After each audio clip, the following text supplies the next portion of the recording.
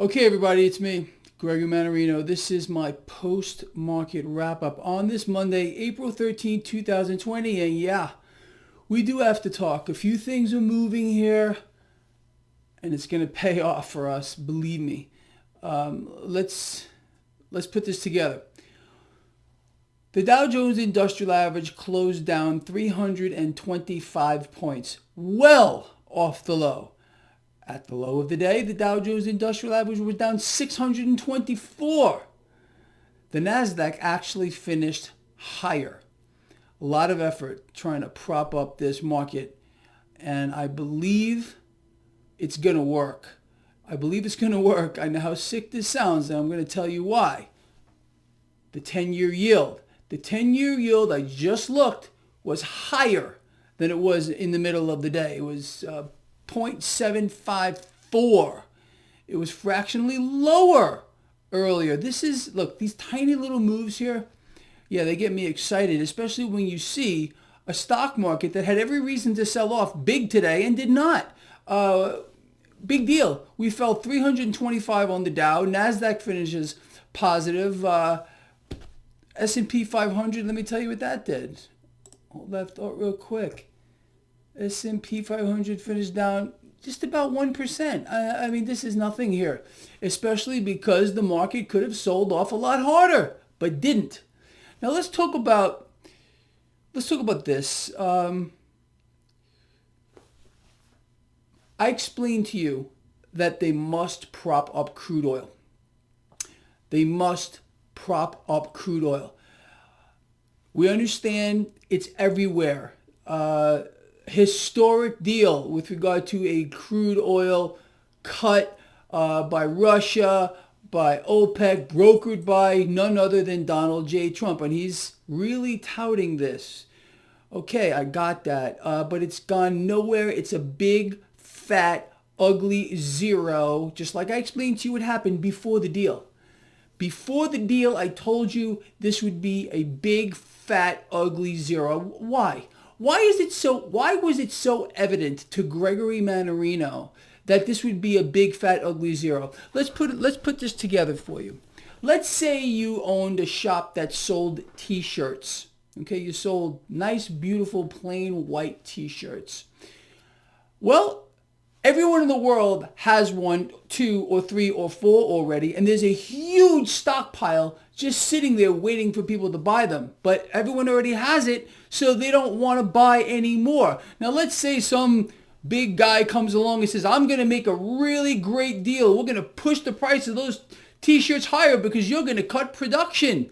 Meanwhile, you already got a big glut. Okay, you don't need to be a rocket scientist to figure this out. The world is awash in oil. Something I've explained to you for forever, okay? But the President of the United States doesn't see it. He doesn't understand the economics of supply and demand. It's frightening. It's frightening. I'm not just putting down the President, anyone. I said this earlier today. Any market person who has even the slightest understanding of supply and demand would realize that no matter how historic this deal would be, and the president promised again today another 10 million barrel cut that would bring it up to 20. I don't care if they go to zero. Mr. President, read a book today on supply and demand. When you have an oversupply like this, you can cut the supply to zero and it's not going to make a difference. I find it hard to believe that you, Mr. President, the President of the United States, is getting schooled by the Robin Hood of Wall Street. Yeah, I guess a lot of people could understand that, but you are getting schooled here, Mr. President, and I'm doing it to help you out here, not to put you down, Mr. President, okay? Supply and demand. We are oversupplied with crude oil. They can cut whatever they want. It don't matter here. All right, we have an economy in lockdown. We're dead, and it's not the coronavirus. You and your cronies decided to lock us all down and make us slaves in our house. That's what's going on here, okay? Wake up. I mean, you can't make this stuff up. It's impossible. Imagine a president of the United States or any politician not understanding the basic supply and demand concept. Really? Supply and demand? Is that how it works? I mean, look. This is just too stupid. too stupid. So the president can sit there and tout the big deal. It's a zero. It's a freaking zero. And for all of you that have to defend him, maybe you should read a book about supply and demand too. Maybe it would help you out. Duh! I don't know another way to put it. Seriously, you guys make me insane. It's the truth. Okay, so now that we understand supply and demand, we understand that we have a massive glut of oil. We understand that no matter how historic the president wants to call this deal, it's dog shit. It's a dog shit deal, and we all knew it because I told you. Anyone with an understanding of this would have been able to tell you prior that this would be nothing. And if they told you crude was going to go up exponentially on this deal, well, they're working for someone who doesn't understand supply and demand. It's very simple. I mean, honestly, this is like Eco 101, people. So anyway, so stocks well off the low, a lot of propping up here. The 10-year yield did come up. They will find a way to prop crude oil up.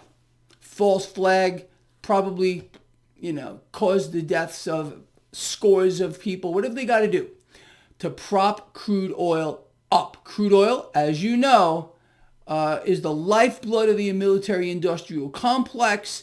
It is a key component of this market here, and the petrodollar is dependent on it. So expect something to happen to prop up crude oil. Despite the oversupply glut, supply and demand issues that the President of the United States himself has no conception of. Because if he did, he wouldn't have been touting this deal and watch it fall apart. It's done nothing. It's embarrassing. It really is. And how about the other one? You know what? I'm not even going to go there. I'm going to leave it alone at that. It's enough. But, okay, let's move forward here. Cryptocurrency is under a little bit of pressure here. I explained to you, I think it's consolidating cryptos as a whole here, setting up for a move higher. SLV, GLD did very, very well today. If you're trading these things, look, all of this could not be easier to understand for anybody. You don't need to be some kind of a freaking rocket scientist or a brain surgeon or even a Wall Street guy to just put all this together.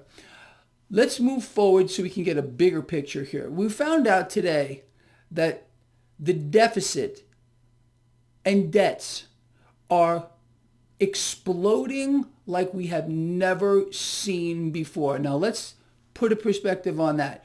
Way before the coronavirus ever reared its ugly head, at the same time Donald Trump was going booming economy, strong as it's ever been, we had manufacturing falling off of a cliff and the service sector in contraction. Our economy was in free fall, but the lie must be shoved down your throat. And you were supposed to buy it. I know that nobody that follows my work bought it. You're all way too smart. Our economy was in free fall, meltdown, whatever you want to call it, prior to the coronavirus. Right now, we have no economy. We have no economy. And that's another reason why the stock market could have sold off today, but it's all being propped up. You know that. It's not real. It is not real. Okay, so we have an economy not in free fall, but we have an economy in lockdown. It is done. Period. The end. And what does that mean? That debts and deficits are going to sky freaking rocket. You understand? We're not collecting tax revenue. Money is not moving. Cash is not moving. There's no money velocity. We're dead. Dead. So this is why debts and deficits are going to explode like you have no idea moving forward. This is irrecoverable. You understand? Look, you got politicians out here trying to explain to you that this is going to be a V-shaped rebound. Yeah, maybe for the stock market because we have the Wall Street banks buying everything via a direct line to the Federal Reserve. And the Federal Reserve is buying all the debt, even foreign debt. This is incredible what they're doing. But I'll tell you something else that really bothers me. And look this up for yourself, okay? U.S. small businesses are being destroyed. They're being deliberately crushed. There's a boot on their throat. And do you know why? Because, first of all, The loans that they're supposed to be getting, these easy loans, they're not so easy to get. Let me explain this to you real quick. This is by design to cause them to fail. The merger of these corporations and our new American government is designed to make small businesses fail. Finished. Over. Okay? Most are going to die. Probably half are going to die here. By design, the corporate war rooms have said there's too many small businesses, too many mom and pop shops competing with us. We want it all. And they're going to get it here. You see, if they really wanted to fix the problem, they could do it like this. Watch. Blink of an eyeball. Just set up a program where small businesses can tap cash directly from the Federal Reserve. Ben Bernanke, former chair of the Federal Reserve, said the Fed themselves can lend to anyone they want to. Well, Ben Bernanke, or current Yellowstain, put your money where your freaking mouth is, you POS. Okay? Allow the small businesses to tap Federal Reserve funds just like the Wall Street banks are. Oh no, we can't do that because that would mean the small businesses would succeed. We got to crush them. That's what they're saying. They want you dead. They want you buried. You understand? Oh, but they're going to set up a loan program for you. You can't make this stuff up. It's impossible to do. But this is the new world order. And we have an inept, what was his word? The chosen one, he's inept because he doesn't even understand supply and demand. But the inept one, not the chosen one, the inept one who doesn't even understand supply and demand with regard to crude oil, yeah, they chose him as the leader of the New World Order. You know why? Because his brain is mush and they can mold it into any way they want because the man only cares about one thing, that is pushing the stock market higher. That's it. Who does it benefit? Corporate America, corporations, the bigwigs, the CEOs. The small guy, the little guy gets destroyed by design here. If I'm hurting your feelings, if you're getting butthurt here because your chosen one just happens to be an inept mush brain running the New World Order, I'm sorry. But it doesn't matter who sits behind the Resolute desk. You know that. He's a puppet. They all are. You could have a literally stinking farm animal sitting behind the Resolute desk, and that would be the same as having Donald J. Trump, Barack Obama, whoever the creature, they're going to sit behind the desk. It don't matter. The banks run the show. Once you realize that and you break your twisted, stupid brain into there's a two-party system and they're really running the show, well then maybe you'll understand. Until that time, you're going to stay dumbed down, just like you're supposed to. I tell you, it just gets to me sometimes. It's unfreaking believable. I have people defending the president. Well, Greg, he made a really good deal. He tried, but it's not working. It's not his fault. You gotta be kidding. This is what we're dealing with here? Really? Grow a pair of brain cells. I don't mean grow a pair here. I mean grow some brain cells. All right? It's not that hard. Read a book. All right, look, I'm out of here. I've had just about enough of this.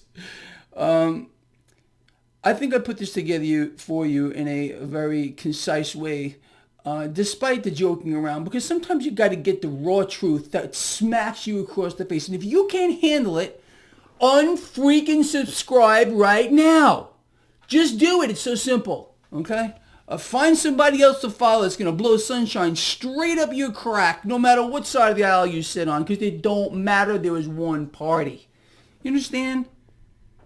This is a wake-up call for all of you who still believe that you have some kind of a savior deity in Donald J. Trump, or any politician for that matter. You understand? Love you a lot. Share the video. Understand these concepts, and we're all going to get along. I really do love you. See you tomorrow.